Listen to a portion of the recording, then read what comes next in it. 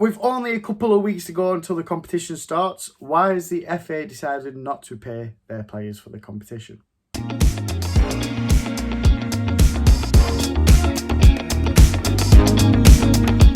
Hello, my name is England Marshall and welcome to the Woodwork. So I found a report a couple of days ago and to be honest I was a little surprised by it, and I'm also a bit surprised it hasn't caught the attention of major media outlets. As you can guess by the title and probably by the intro as well, the report I found was regarding the England Lionesses and how they will not be paid by the FA World Cup bonuses. Now, before I get started with this news topic, I just want to clarify that I do want to produce this news product, I guess, as unbiased as I can. I think if I provide it in an unbiased way, I can provide a fair argument, and with that, it lets you as the viewer construe your own thoughts and ideas about the situation. That being said, with a subject like this, I do find it particularly hard to try and keep unbiased.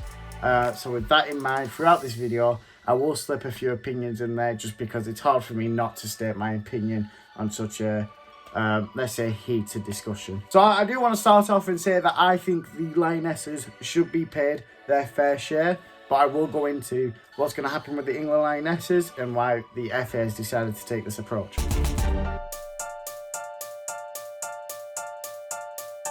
So to start off with, we're going to delve into how the Lionesses will get paid, and the biggest out there for that is FIFA. So in fact, for this new World Cup, FIFA has introduced a pay structure which I'm a big fan of. Essentially, in previous World Cups, what would happen is the money that was owed towards the teams would be sent to the domestic federations. So England, as an example, let's say if we was to win the competition, the prize money would be sent to the FA, and then the FA would decide how much the players and the coaches and etc. would get paid. However, that system has now changed with this new FIFA pay structure, and now the players get paid immediately to them and it skips out the domestic federation. So the new structure essentially means that the FA or domestic federations will no longer be the middle person in terms of funding players. The players will be funded straight from FIFA rather than go through the domestic federation. Another thing included in that pay scheme is that players will be paid based on their performances. So how that exactly works essentially is that players will get paid 24k minimum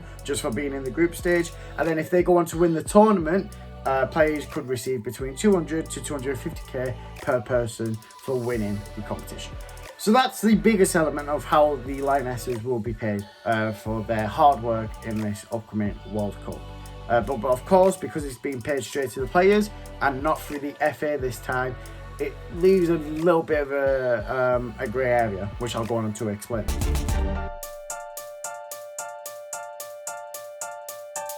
So like we've explained before regarding the FIFA structure, because the FA are no longer the middle person and they don't get to decide how much their players get paid, they actually face themselves getting a loss from the World Cup. The reason for that is because they don't actually receive a big profit margin from the World Cup, and they're having to pay for the expenses such as the travel and the hotels for the Lionesses and the teams and the coaches to go out to the World Cup. So that's one big, in my mind, that's one big reason why the FA has decided to take that approach, is because they're making a loss. Do I think it's justified, or do I agree with it? Personally, no. And I'll go on to explain why I don't personally agree with it.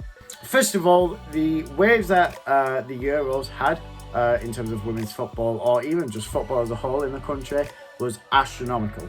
I'm very proud to say that my company, The Woodwork, that I work on with many people, we covered every single game of the Euros. And with that, you could really see the impact and the popularity it gained, especially in England, throughout that competition as it grew. And the reason why the Euros became so massive in England, well, the biggest reason for that is due to the Lionesses' performances. I can almost guarantee that if the Lionesses didn't win the competition, it wouldn't have gained as much hype as it did. And because it gained so much hype, it benefited everyone involved and not involved. It even got to the point where the FA and the government decided to pledge 2 million to grassroots clubs, women clubs, which is fantastic. So with that in mind, with the Lionesses winning the Euros, the popularity of women's football in England grew. Obviously, there's still a lot more work to be done in terms of women's football, but it was definitely a big step, and it benefited absolutely everyone, and it especially benefited the FA. So that in mind, I think the FA making the decision not to pay their players bonuses, it's sort of a step backwards. It really seemed like the FA was going to make a lot of big changes for women's football, and it truly cared for the growth of it. And I'm not discrediting that they don't. I still think they truly care for women's football, but I just don't think this is the right decision or the right approach for them. At the end of the day, and the harsh reality of it all, is that football is one big business. As much as it pains me to say that, it is seen as one big business. And because the FA are making a loss of this, they will see it as we cannot pay bonuses.